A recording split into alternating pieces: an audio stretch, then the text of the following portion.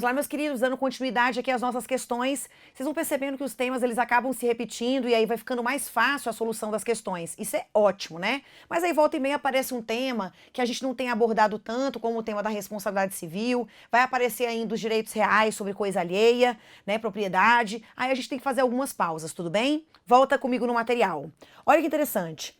Os prazos da uso capião, foi só falar aí, hein? Apareceu a uso capião, que é uma forma, de aquisição da propriedade. Primeiro, uso capião é forma originária, é uma forma originária de aquisição. Olha que interessante. É uma forma originária de aquisição da propriedade, que é um direito real, da propriedade tanto de bem imóvel como de bem móvel, ok? Então, a uso capião é uma forma originária de aquisição da propriedade de bens móveis e imóveis e também é uma forma de aquisição de outros direitos reais. Outros direitos reais. A exemplo aí da servidão. Eu também posso adquirir o direito real de servidão via uso capião, tá? Então, é uma forma originária de aquisição da propriedade e de bens móveis e imóveis e de outros direitos reais, certo? Além da uso capião, também é forma originária de aquisição. Aqui, ó, vou colocar aqui em cima. Na verdade, eu acho que eu vou puxar uma setinha para baixo. Vai ser melhor pra gente, pra organização aqui. Eu falei que a uso capião é uma forma originária de aquisição da propriedade de bem móvel e imóvel e de outros direitos reais. Agora, é também uma forma originária de aquisição da propriedade imóvel. O que mais? Propriedade imóvel. A acessão natural. Ela também é uma forma originária. Aí você tem aqui o álveo abandonado. Álveo abandonado. Nós temos a formação de ilhas. Formação de ilhas. A aluvião. A álveo abandonada é quando há o ressecamento total do leito do rio, a formação de ilhas, né, pequenos pedaços de terra rodeados de água por todos os lados, a aluvião, que seria, imagina aqui, gente, aquela realidade das populações ribeirinhas, que são atravessadas por rios particulares não navegáveis. Então, na aluvião, imagina que pedaços de terra, de solo, vão se juntando a uma determinada extremidade de uma propriedade ribeirinha, formando um imóvel, né, formando uma parte nova. Então, esses pedacinhos de terra, de solo, que vão se reunindo paulatinamente, né, às margens aí de uma propriedade ribeirinha, isso é a aluvião. É a aluvião própria ou positiva. Quando você tem um ressecamento parcial do álveo, né, um desvio da água aí do álveo, do leito do rio, você tem a aluvião imprópria, que é o ressecamento parcial. E quando você tem o desprendimento de uma porção considerável de terra de uma propriedade em direção à outra, fica uma erosão aqui e um pedaço desencaixado. Essa, na verdade, é a avulsão, que é a única das modalidades de acessão natural que gera direito de indenização, certo? Volta aqui, são informações importantes. Avulsão. Ok? Aluvião e avulsão. Ótimo. Então aqui, ó, eu já falei de duas formas originárias de aquisição da propriedade imóvel. Tanto a uso capião como a acessão natural e também a acessão artificial. Acessão artificial, no caso das construções e plantações. Então essa questão ela tá falando sobre o uso capião. Os prazos da uso capião, quando o indivíduo possui o imóvel como sendo seu, sem interrupção nem oposição, independentemente de título e boa-fé. Qual é aquela modalidade que eu nem preciso, gente? Independente de título e boa-fé. E ainda, quando o possuidor houver estabelecido no imóvel a sua moradia habitual ou nele realizado obras ou serviços de caráter produtivo. Qual que é o prazo? Gente, o prazo da uso capião extraordinária, que é aquela que só exige os requisitos essenciais, que é o quê? Posse ad uso capionem, mansa ou pacífica, contínua ou duradoura, animus domini, coisa hábil, prazo. Qual que é o prazo? 15 anos. Aquela que só exige requisitos essenciais, não exige justo título boa-fé, 15 anos. Mas, se eu estabelecer lá minha moradia habitual ou empregar obras, serviços de caráter econômico, social, produtivo, esse prazo de 15 anos cai para 10, que seria uma modalidade abreviada, certo? Volta aqui. Então, ele está tratando do prazo de 15 e de 10 anos, respectivamente. Aqui, ó, 24, letrinha B de bola. Raquel, o que mais? Eu coloquei para vocês aqui, porque eu sou muito legal, né? Ó, requisitos essenciais da uso capião. Posse ad uso capionem, mansa ou pacífica, contínua ou duradoura, com animus domini, intenção de ter a coisa como se dono fosse, coisa hábil, aqui a gente exclui os bens públicos, que não podem ser usucapidos, tá? Prazo legal e o título. E aí, é claro, a sentença declaratória de uma ação de uso capião, ela vale como título para a gente levar a registro. Porque eu só sou proprietária de um bem imóvel no Brasil, formalmente falando, se eu tenho registro do meu título, né, registro do título no meu nome. Então, vem comigo. Aqui, ó, eu estabeleci com vocês as modalidades de uso capião e os seus requisitos. A extraordinária só exige os requisitos essenciais, tá? Então, são 15 anos. A modalidade abreviada cai para 10, se o sujeito estabelecer a moradia habitual ou realizar obras ou serviços de caráter produtivo. A uso capião ordinária, também chamada de tabular, artigo 1242, além dos requisitos essenciais, exige justo título e boa-fé. Tá? Agora, o código diz que esse prazo de 10 anos, ele pode cair para 5. Se eu tiver adquirido o bem onerosamente, registrado o bem no meu nome, o registro foi posteriormente cancelado, mas eu estabeleci lá também a minha moradia habitual ou empreguei na área, né, obras, serviços de caráter econômico, social, produtivo. Ufa, né? Volta. Então, ó, uso capião ordinária. Qual é a exigência a mais? Justo título e boa-fé. Quanto tempo? 10 anos. Além dos requisitos essenciais, que são exigidos em todas as modalidades. Quais são os requisitos a mais?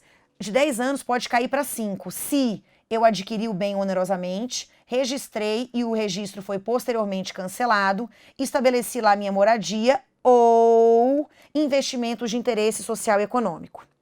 Essas modalidades aqui embaixo, elas são chamadas de modalidades especiais, ou seja, o prazo é menor, tá? Então, eu tenho prazo de 5 anos e eu tenho prazo de 2 anos da uso capião relâmpago. Então, primeira coisa, uso capião rural e uso capião urbana individual. Eu estou tratando das modalidades do Código Civil, ok?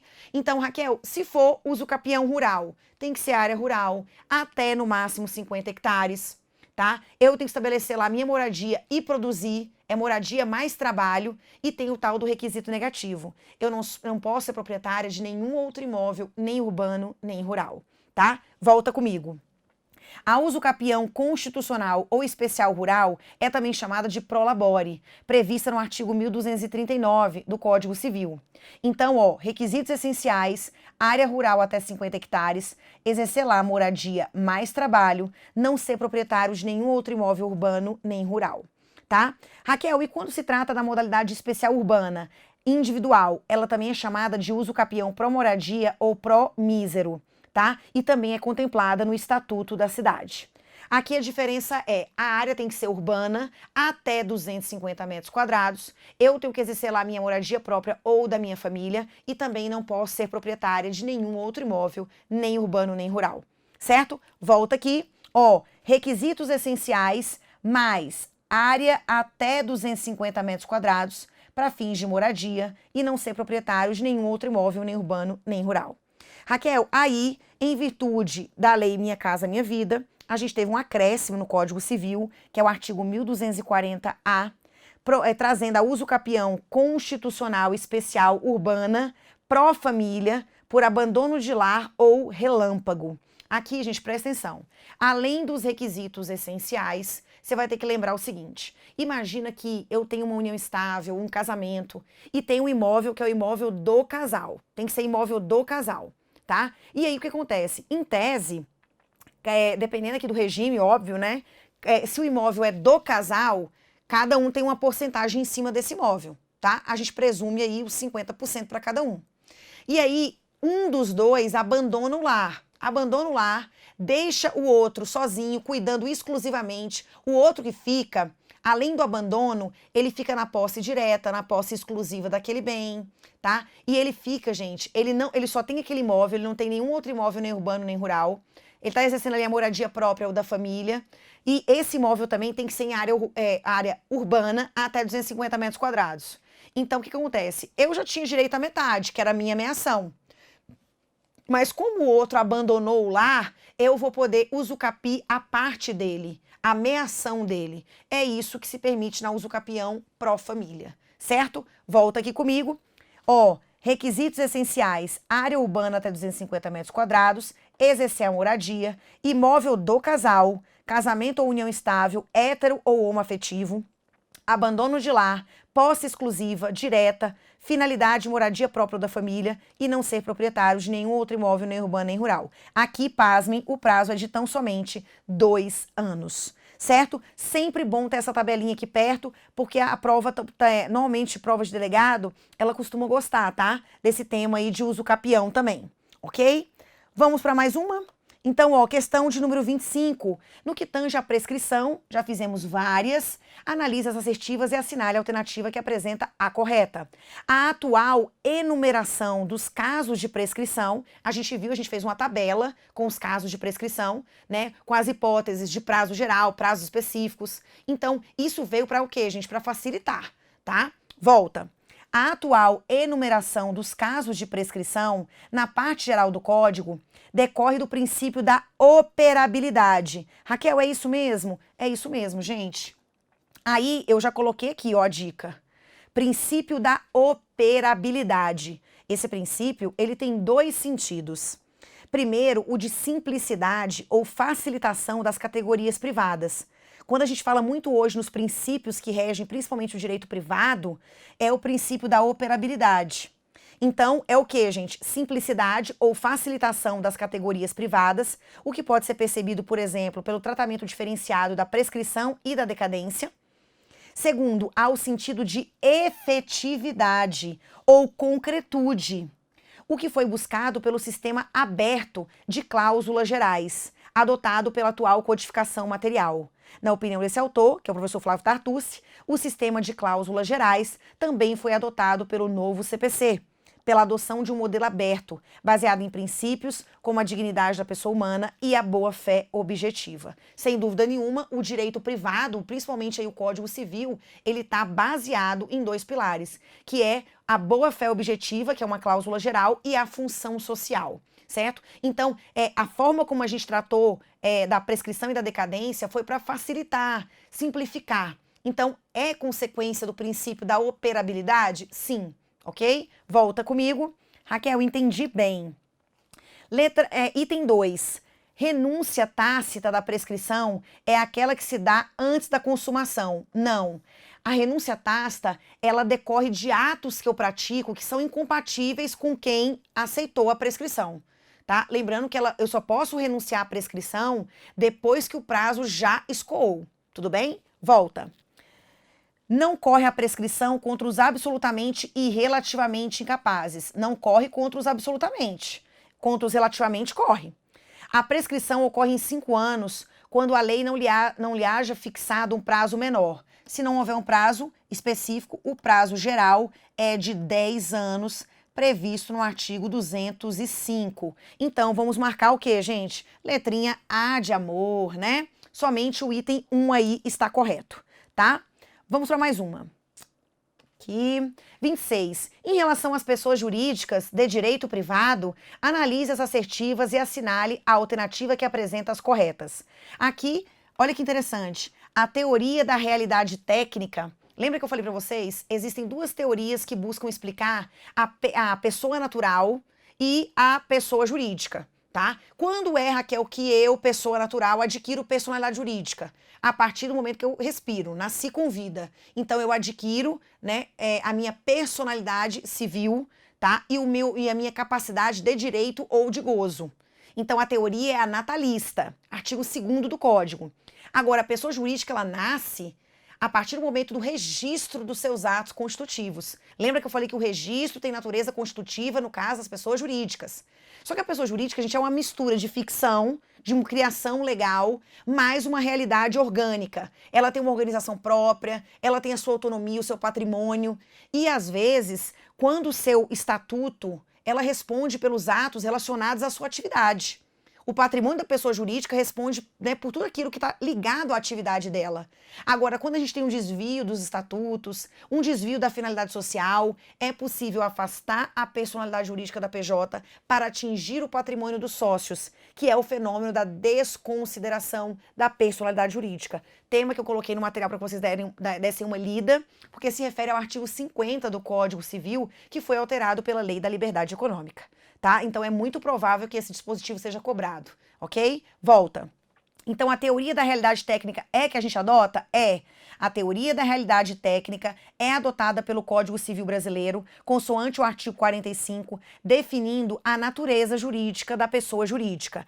Ótimo, essa é a teoria adotada, tá? Que seria uma mistura das anteriores, que é a teoria da ficção e a ficção jurídica, né? E a teoria da realidade orgânica, tá? Volta comigo. Raquel, esse item então tá certo? Tá certo, tá? Questão de número 26. Vamos prosseguindo.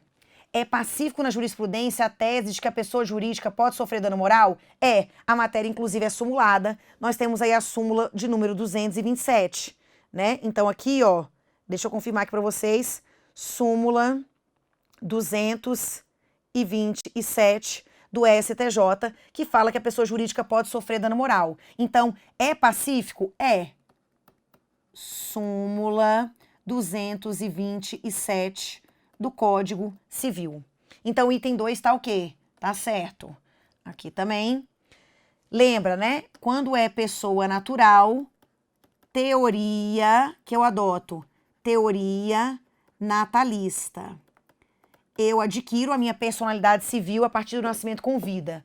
Quando é que passa a existir a pessoa jurídica? A partir do registro aí dos seus atos constitutivos. Então, ela passa a ter autonomia em relação aos seus membros. Teoria da realidade técnica. Teoria da realidade técnica. Ok? É juridicamente impossível, olha lá, a constituição de sociedade entre cônjuges. Olha lá, gente, é possível constituir uma sociedade, uma pessoa jurídica entre cônjuges, a depender do regime de bens, sim, tá? Então, volta. Ele diz que é juridicamente impossível a constituição de uma sociedade, que é uma pessoa jurídica de direito privado, entre cônjuges. Olha o que temos aqui, artigo 977. Faculta-se aos cônjuges contratar uma sociedade entre si ou com terceiros, desde que não tenham casado no regime da comunhão universal de bens ou no da separação obrigatória. Não sendo esses os regimes escolhidos, eles podem contratar sociedade. Segundo a teoria inglesa Ultra Vires Societatis, a capacidade da pessoa jurídica é restrita aos atos relacionados ao seu objeto social. Sim, tá? Não é à toa que ela... percebam, quando é que eu vou responsabilizar a pessoa jurídica? Por tudo aquilo que está ligado ao desempenho do seu contrato social, do seu estatuto. Quando há o desvio, né? Quando, na verdade, a gente tem o desvio do seu estatuto da finalidade, então os sócios serão responsabilizados. Ela responde por tudo aquilo que diz respeito à sua atividade. Quando há o desvio, eu posso desconsiderar a personalidade jurídica para atingir o patrimônio dos sócios. Certo? Volta aqui comigo. Então, Raquel, quer dizer então, ó, item 1 tá certo. O item 2 também tá certo. E também o que, gente? O item, a capacidade, ela se... O item, pode colocar o item 4 aí também como sendo o item o quê, gente? Um item correto, ok? Aqui tá correto. Pode marcar a letrinha D de dado, 1, 2 e 4. Cadê? 1, 2 e 4. E aí, só para que vocês façam uma leitura posteriormente, porque pode ser que caia, eu coloquei aqui, gente, o artigo 50, que foi alterado aqui, ó, pela Lei da Liberdade Econômica, dizendo quais são as hipóteses em que eu posso atingir, afastar a personalidade jurídica da PJ para atingir o patrimônio dos sócios ou afastar os sócios para atingir o patrimônio da PJ, que é a desconsideração inversa. É importante dar uma lida nos requisitos, ok? Volta comigo. Então, mais uma para nossa conta. Questão 27. Segundo o Código Civil, a capacidade plena é adquirida pela emancipação, tá? Então, assim, gente, quando é que eu posso dizer que o sujeito tem capacidade civil plena? Quando ele tem capacidade de direito ou de gozo, mais a capacidade de fato ou de exercício. Vocês já sabem que quando eu respirei, nasci com vida, eu adquiro tanto a personalidade civil, como também a minha capacidade de direito ou de gozo, tá? Agora, para saber se eu posso praticar os atos da vida civil em meu próprio nome, aí é capacidade de fato ou de exercício, onde a gente encontra a teoria das incapacidades. O absolutamente incapaz, o relativamente incapaz, certo? Agora, Raquel, eu posso antecipar a capacidade civil da pessoa? Perceba, eu não vou antecipar a idade dela, vou antecipar a capacidade. Sim, através da emancipação. A emancipação ela pode acontecer de maneira voluntária pelos pais, pode ser judicialmente ou pode ser caso de emancipação legal, previstas no artigo 5º. Então vem comigo. A respeito do tema emancipação, podemos afirmar o seguinte: letra A de amor. A emancipação, ainda que voluntária, será feita mediante escritura pública e ela não depende de homologação judicial, tá? Da emancipação surgem importantes efeitos patrimoniais, podendo interferir inclusive na obrigação de prestar alimentos para a pessoa que está emancipada. Isso aqui é verdade, Raquel? É verdade. Ela se torna plenamente capaz do ponto de vista civil. C. O exercício de um emprego ou função pública, ainda que seja por cargo comissionado, é hipótese de emancipação legal? Não. Sabe por quê? Porque o Código exige o quê? Olha aqui, ó. Pelo exercício de emprego público efetivo. Não pode ser cargo comissionado, tá? São hipóteses de emancipação legal.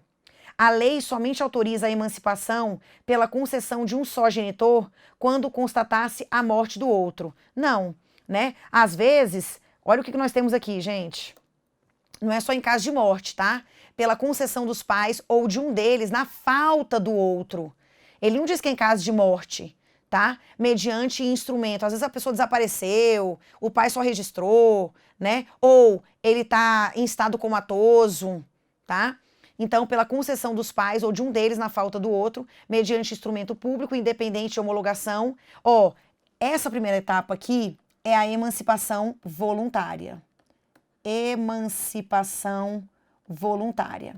Depois, ou por sentença do juiz, ouvido o tutor, se o menor tiver 16 anos. É a emancipação judicial. Agora, as hipóteses 2, 3, 4 e 5, trata-se aqui de hipóteses de emancipação legal. Ok? Casamento, exercício de emprego público efetivo, colação de grau em curso de ensino superior, estabelecimento civil ou comercial, ou pela existência de uma relação de emprego, desde que em função deles o menor, com 16 anos completos, ele tenha economia própria, tá? Falando aí sobre menoridade e maioridade, né?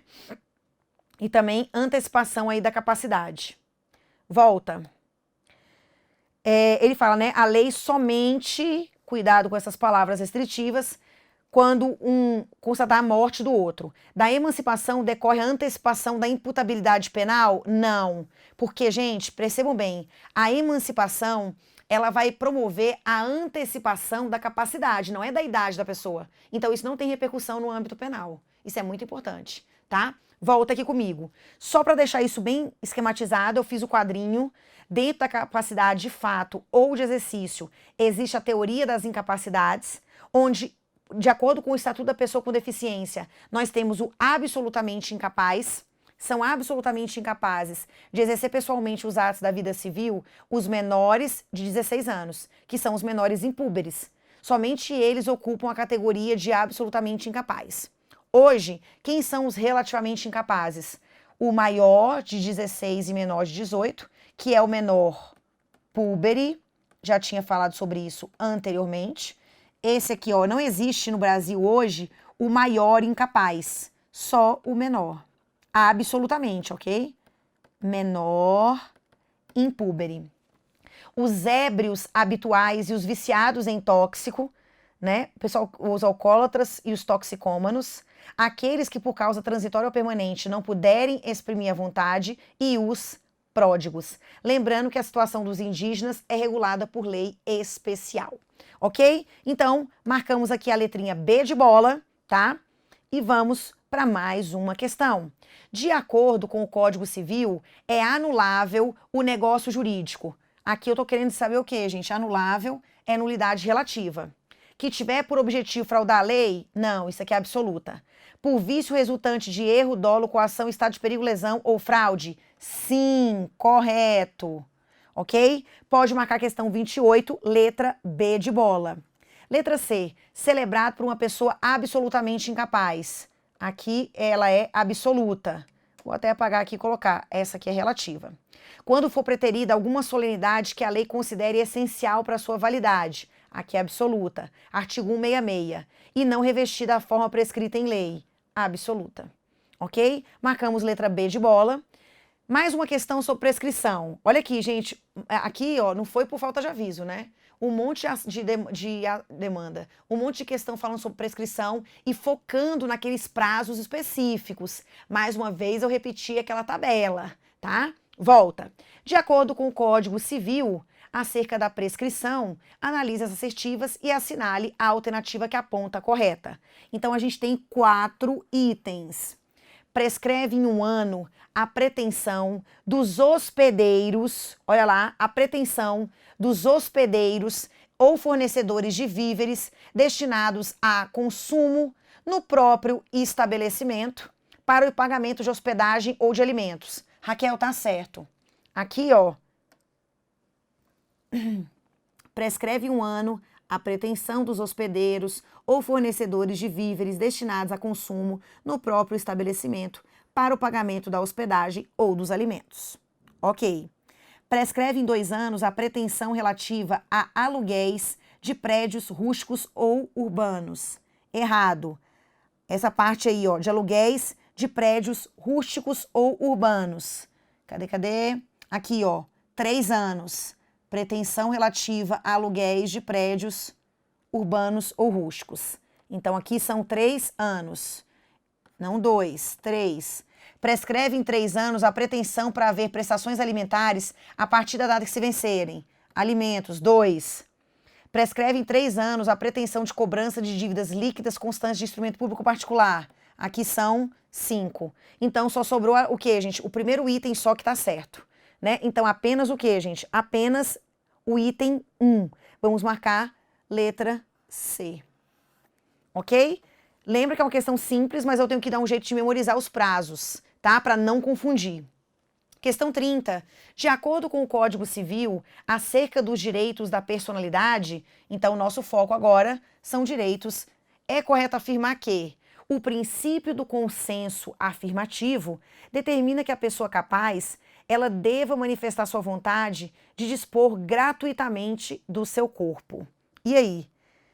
Realmente, o consenso, né, o consentimento informado, são documentos em que eu coloco algumas recomendações. Na parte de civil, temos também o testamento vital, que não é um testamento, são as diretivas antecipadas de saúde, que a própria pessoa pode dizer, se ela chegar no momento que ela não consegue responder mais por ela não quer submeter a certos tipos de tratamento invasivo, para manter uma sobrevida, ela quer morrer com dignidade, tá? Volta.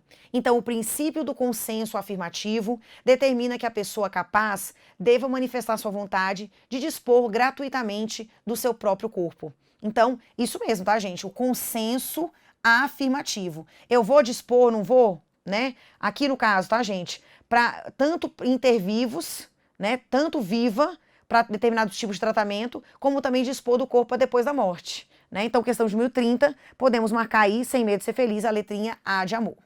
O ato de disposição do próprio corpo é irrevogável? Não, ele é revogável.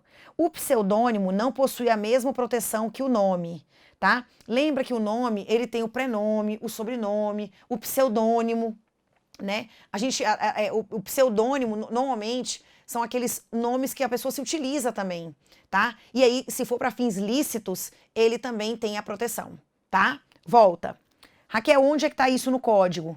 Olha aqui, gente, artigo 19, o pseudônimo adotado para atividades lícitas, ele goza da proteção que se dá ao nome, tá? Depois, em caso de risco de vida, o paciente pode ser obrigado a ser submetido a tratamento médico. Muito pelo contrário, né? Em caso de risco, não é nem de vida, é de morte, o paciente ele não pode ser obrigado. Isso é o que consta aqui, ó. Cadê? É válida. Cadê? Não sei se eu coloquei nesse ou no próximo. Aqui eu coloquei alguns enunciados mais uma vez, né, para nos ajudar. Ninguém pode ser constrangido a submeter-se com risco de vida a tratamento médico ou a intervenção cirúrgica, que é o artigo 15. Né? Então, eu não posso ser constrangida, havendo risco, na verdade, de morte, né, a um tratamento médico ou uma intervenção. E aqui ele diz, né, em caso de risco, o paciente pode ser obrigado a tratamento. Os direitos da personalidade são taxativamente previstos. O Código Civil jamais teria condições de prever um rol taxativo contendo todos os direitos da personalidade. Ali a gente tem um regramento básico que acaba se desenvolvendo na jurisprudência e também nos enunciados das jornadas de direito civil, apesar dos enunciados das jornadas de direito civil não terem caráter normativo nem eficácia vinculante. Certo? Volta aqui comigo, gente. Então, ó, de acordo com o código acerca dos direitos da personalidade, marcamos a letra A. E aí eu coloquei para vocês um complemento que são os enunciados, tá? Das jornadas de direito civil, tipo, os direitos da personalidade regulados de maneira não exaustiva, o rol é exemplificativo. Pelo Código Civil, são expressões da cláusula geral de tutela da pessoa humana, contida no artigo 1º, inciso 3 da Constituição.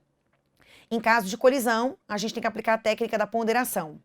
Depois, o direito à inviolabilidade de consciência e de crença, aqui principalmente no caso de transfusão de sangue dos testemunhas de Jeová. Tá? Então, o direito à inviolabilidade de consciência e de crença, previsto no artigo 5º, 6º da Constituição, aplica-se também à pessoa que se nega a tratamento médico, inclusive transfusão de sangue, com ou sem risco de morte. Então, não interessa, né? Aqui tá falando o direito à inviolabilidade, ele aplica-se também à pessoa que se nega a tratamento, inclusive transfusão de sangue, com ou sem risco de morte, em razão do tratamento ou da falta dele, desde que observados os seguintes critérios: capacidade civil plena, excluído o suprimento pelo representante ou assistente, manifestação de vontade livre, consciente e informada e oposição que diga respeito exclusivamente à própria pessoa do declarante. Então, mesmo correndo risco de morte, se eu tenho essa questão aí da religião, eu posso me opor a um determinado tratamento médico, mesmo que isso ponha em risco a minha vida. Mas aí desde que eu preencha esses requisitos aqui, tá? Volta.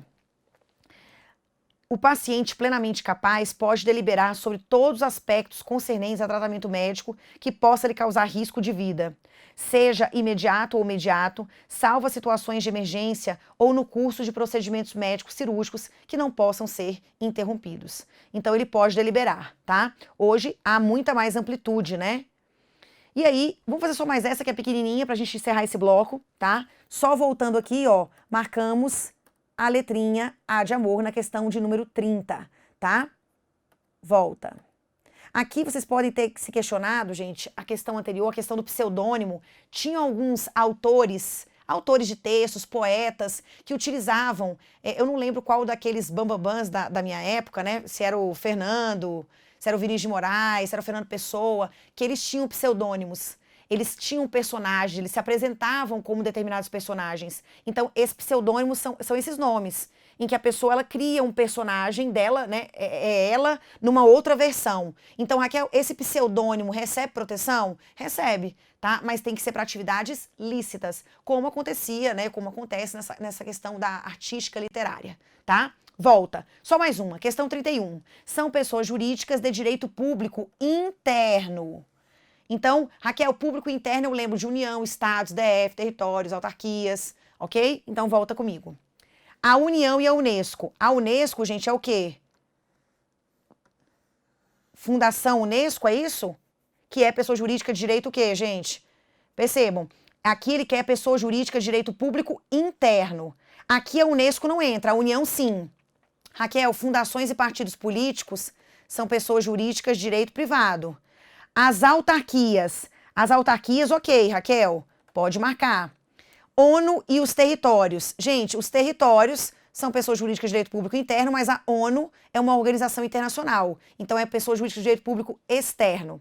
E as associações são pessoas jurídicas de direito público, pessoas jurídicas de direito privado, tá? Ao lado aí das sociedades, fundações, organizações religiosas, partidos políticos e empresa individual de responsabilidade limitada, tá? Questão tranquila, já coloquei aquele quadrinho básico aqui para vocês, tá? Só vou aqui ressaltar, pessoa jurídica de direito público interno, União, Estado, DF, territórios, municípios, autarquias, inclusive as associações públicas. E as demais entidades de caráter público criadas, o quê, gente? Por lei, tá? Salvo disposição em contrário, as pessoas jurídicas de direito público a que se tenha dado estrutura de direito privado regem-se no que couber quanto ao seu funcionamento pelas normas desse código. E do outro lado aqui, o quê, gente? O foco principal, que são as pessoas jurídicas de direito privado. Então, a gente tem aí tanto o artigo 41 como o artigo 44, tá? Aqui é importante também, gente, quem quiser colocar o 42, são pessoas jurídicas de direito público externo, os estados estrangeiros e todas as pessoas que forem regidas pelo direito internacional público, tá? Então, artigo 42, que eu não reproduzi aqui, Código Civil, ele fala sobre pessoa jurídica de direito, direito público externo, ok? Então, são os estados estrangeiros, tá? E todas as pessoas que forem regidas pelo direito internacional público, tá? Como no caso aí que a gente viu, quando a gente coloca, né, a análise aqui específica, a Organização das Nações Unidas de Educação e Cultura, né? Então, a questão a gente tem aqui também tanto a questão da Unesco, Unicef, tá? Então, não confundir aí as pessoas jurídicas de direito público interno, tá? E também não confundir pessoas jurídicas de direito privado, que são, por exemplo, as fundações e tudo mais, com as pessoas jurídicas, tá? Que a gente tem aqui, basicamente, uma coisa que eu acho que, né, você tem que fazer essa leitura e depois fazer essas distinções, certinho? Não tem como confundir as pessoas jurídicas de direito público interno e as privadas, tá? Pode surgir alguma dúvida ou outra quando a gente faz a distinção das pessoas jurídicas, quando a gente está diante de pessoas jurídicas de direito público interno e externo, tá? Mas aí basta a gente fazer essa leitura, vocês estão vendo que as questões são simples quanto a essas distinções. E eu espero vocês no próximo bloco para mais questões.